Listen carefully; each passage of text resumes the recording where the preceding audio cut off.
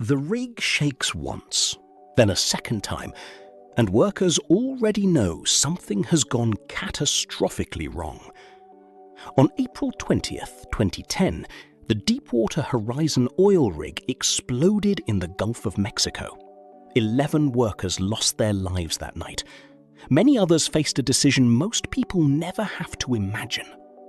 Most people picture an explosion as the most dangerous moment. It wasn't the only one.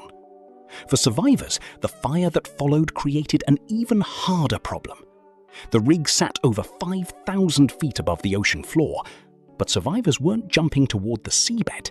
They were jumping from the rig's deck, some from heights of over 100 feet, into the water below. That's roughly the height of a 10-story building. Why would workers choose to jump from that high into open ocean at night? Because the alternative was worse. Behind them, fire was spreading across a structure built from steel and pressurized fuel lines. Investigators later found the blowout preventer, a massive safety valve meant to stop exactly this kind of disaster, had failed. Which means the workers weren't choosing between danger and safety. They were choosing between two different kinds of danger. So what actually happens to a human body falling 100 feet into water? At that height, water behaves less like a cushion and more like a solid surface on impact. Improper body position during a fall from that height can cause serious injury on entry alone, which means survivors had only seconds to think about how they hit the water, not just when. Here's where the story becomes about something other than fire. Investigators studying the disaster afterward found that many crew members had been trained for emergency evacuation procedures.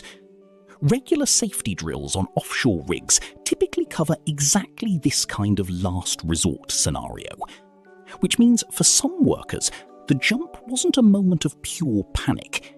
It was a rehearsed action, arriving at the worst possible time to test it. Now think about what came after the jump. The Gulf of Mexico at night offers almost no visibility and disorienting currents. Survivors needed to swim clear of the burning rig and floating debris, all while their eyes adjusted to darkness. Rescue boats and a nearby supply vessel worked to pull survivors from the water in the hours that followed. Which means survival didn't end the moment someone hit the water. It continued through the confusion of finding rescue in open ocean at night near a burning structure. Here's the part investigators found particularly striking.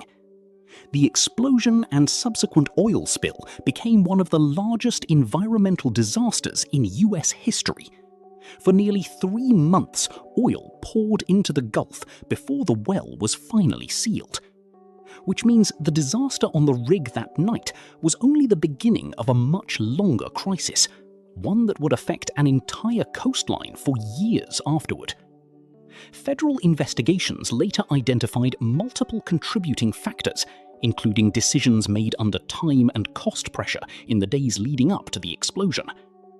Which means, for some workers, the choice to jump into fire-lit water was the final link in a chain of decisions made long before they ever felt the rig shake. So, could you actually survive an oil rig explosion at sea?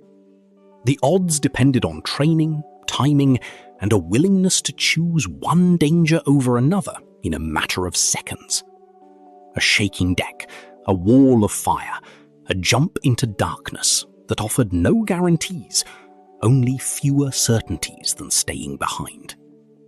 That sequence wasn't chaos without pattern. It was a series of forced decisions, each one narrowing the path to survival further than the last. Offshore drilling has extracted resources from the ocean floor for over a century, always carrying this same fundamental tension between depth and danger. And maybe that's the real reframe. We tend to think of industrial disasters as sudden and unpredictable, a single moment where everything goes wrong. But most begin quietly, in small decisions and small failures, long before anyone on that rig ever saw a spark. The 11 workers who never came home are the reason offshore safety regulations changed permanently afterward. A reminder that survival stories are only ever half the account.